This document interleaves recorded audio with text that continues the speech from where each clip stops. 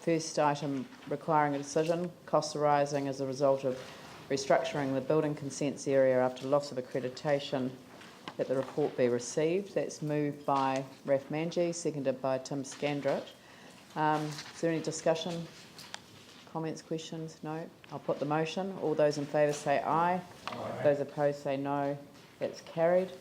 Second item relates to the council staff accommodation costs.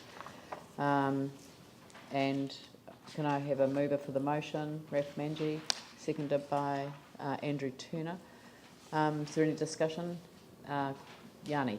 Yeah, I just wondered in 2.7, given that we're out of that financial year, we're in a new financial year, is that the correct place to be taking that money from?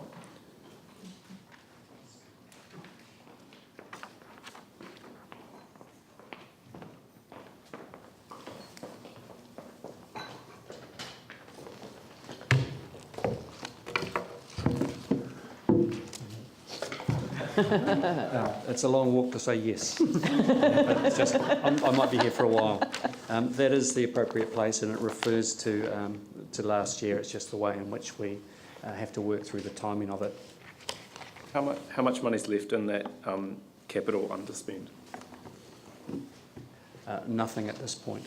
No, we've gone through the year-end process. We're busy finalising that with Audit New Zealand at the moment for last year. So last year is effectively closed now. But we're taking money out of it? This was the last transaction, assuming that it goes through. Right. Okay. Otherwise it will simply be an overspend. I think it'd be worth just staff just going through. One of the biggest costs was the relocation of staff and the fit out in the civic building, and I know there was concern at the committee about the level. I think it was $3,500 per desk. Can we just get I think it'd be useful just to understand what we're doing to address those high costs. And I know at the committee we heard, but I think probably good for councillors to also hear that staff are aware of those issues and what they're doing to be proactive in that space. Thank you. Yeah, maybe if I could just respond to that. You're correct, Yanni, that the cost of the fit out per desk is about $3,500. So that's made up of a variety of elements that I went through at the committee. That the desk itself is $575, and then the whole range of other equipment that's required to enable someone to do their job. Those costs are relatively standard for, like, it's not the desk per se, it's that you need a monitor and a stand and so forth. So we've got a contract with Aspect Furniture that was executed prior to us coming into this building that enabled the fit out of this building. Going forward, that contract expires next year. Going forward, we'll be looking for the best price for the fit out for staff. The reality is that we've by and large maxed out the number of desks that we can put in this building, so there's not a requirement to install additional desks. Historically, in the old Churham Street building, the desks and the equipment used to go with people, so there was a churn of about $2 million a year that was incurred in this area.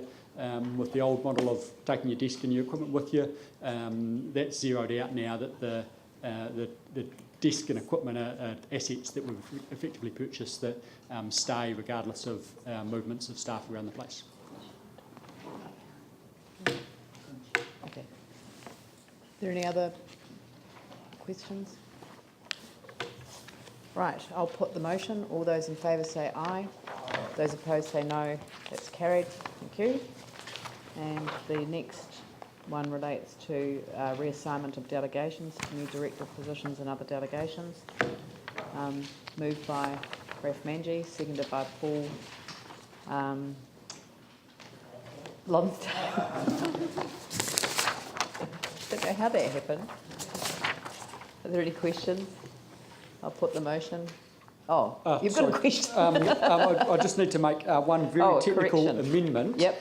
On page 150, the paragraph, which is a repeat of the earlier paragraph, that the appointed services manager on the third line under following qualified council employee, we also just need to insert the word or external contractor, which makes it consistent with the previous paragraph. It was just a typo that So, was missed from permitted to appoint a suitably qualified council employee or outside contractor.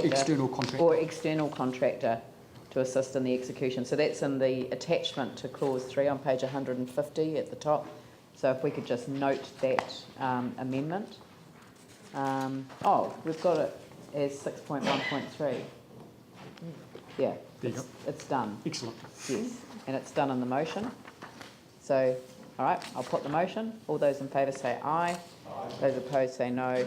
That's carried. Thank you. Right. Look, I'm with the council's leave. Can I deal with item number 18 so that we can get it dealt with before the lunch adjournment? I note that the chair of the Burwood Pegasus Community Board is in attendance, and perhaps she'd like to join us. I'm not sure